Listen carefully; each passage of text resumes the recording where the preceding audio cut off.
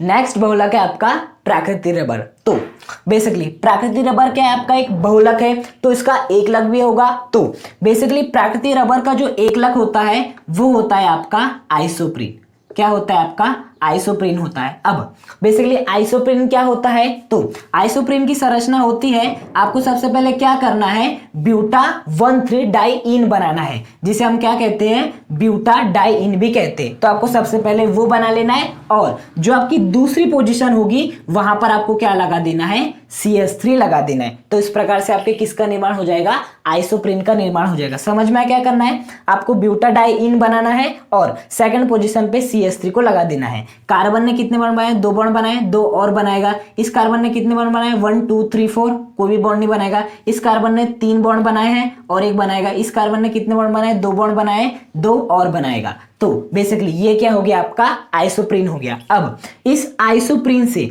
आपको किसका निर्माण करना है, बेसिकली आपके प्राकृतिक रबर, जो कि आपका क्या है, आपका एक बहुलक है। तो आपको क्या करना पड़ेगा, वही बहुलकन की प्रक्रिया इस एरो के ऊपर लिखनी पड़ेगी। हमेशा याद रखिए, जो बहुलकन है या बहुलकीकरण है वो आपको लिखना जरूरी है जब भी आप बहुलकन की प्रक्रिया करवाएंगे। तो बहुलकन की प्रक्रिया में बहुत आसान होता है, डबल से बस क्या होते हैं, सिंगल होते हैं। हाँ, तो इस प्रकार से आपको क्या बना लेना है, आइसोप्रीन बना लेना है, और डबल से क्या कर देना है, सिंगल कर देना है।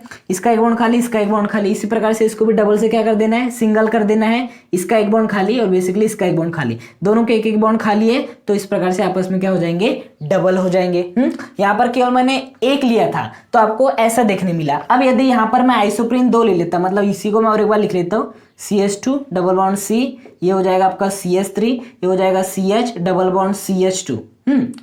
तो क्या होता है, डबल से क्या होता है, सिंगल, इसका एक बॉन्ड खाली, इसका एक बॉन्ड खाली, ये भी डबल से क्या होता है, सिंगल, इसका एक बॉन्ड खाली, इसका एक बॉन्ड खाली, एक एक बॉन्ड खाली, ये आपस में मिलकर क्या बना लेंगे, डबल बॉन्ड बना लेंगे, और इस प्रकार से ये क्या हो जाएगा, आपस में जुड़ जाएगा। जब हमने 2 लिए तो इस प्रकार से हमें 2 प्राप्त हुए। यदि मैं इसे 3 लेता तो यहाँ पर और एक जुड़ जाता, इस प्रकार का हमें और एक प्राप्त हो जाता।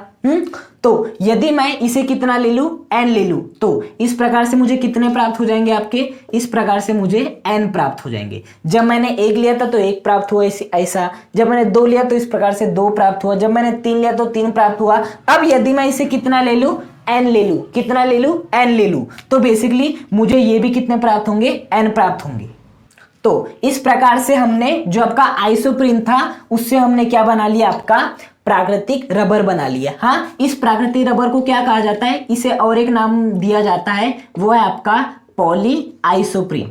क्या कहा जाता है इसे, पॉली आइसोप्रीन भी कहा जाता है। तो इस प्रकार से आप आइसोप्रीन से पॉली आइसोप्रीन अर्थात प्राकृतिक रबर बना सकते हैं। एग्जाम में क्वेश्चन ऐसे पूछेगा कि प्राकृतिक रबर के एकलक का नाम बताइए, तो आपको लिखना पड़ेगा, क्या लिखना पड़ेगा, आपका आइसोप्रीन।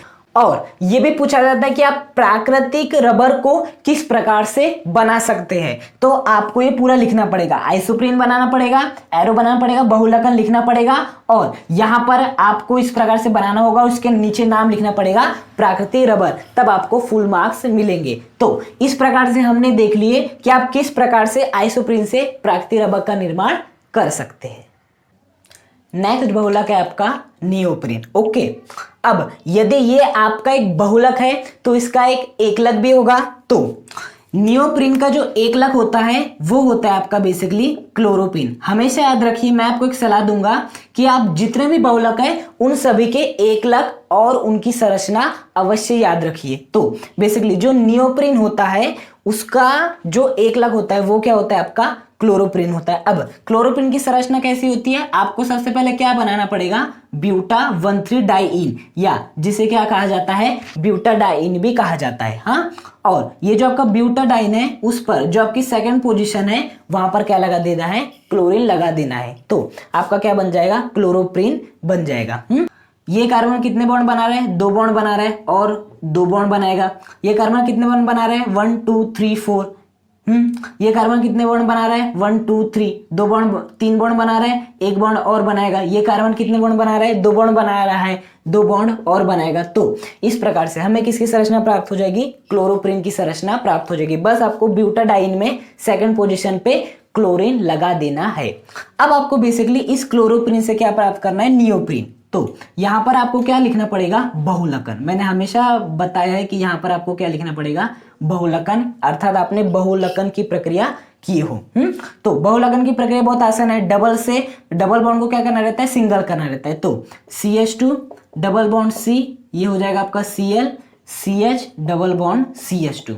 क्या करना रहता है आपको, ये बॉन्ड डबल है, इसको क्या कर दो, सिंगल कर दो, इसका एक बॉन्ड खाली, इसका एक बॉन्ड खाली। इसी प्रकार से ये बॉन्ड डबल है, डबल से क्या कर दो, सिंगल कर दो, इसका एक बॉन्ड खाली, इसका एक बॉन्ड खाली, इसका भी एक बॉन्ड खाली, इसका भी एक बॉन्ड खाली है। दोनों को बेसिकली आपस में मिला दो और क्या कर दो, डबल बना दो।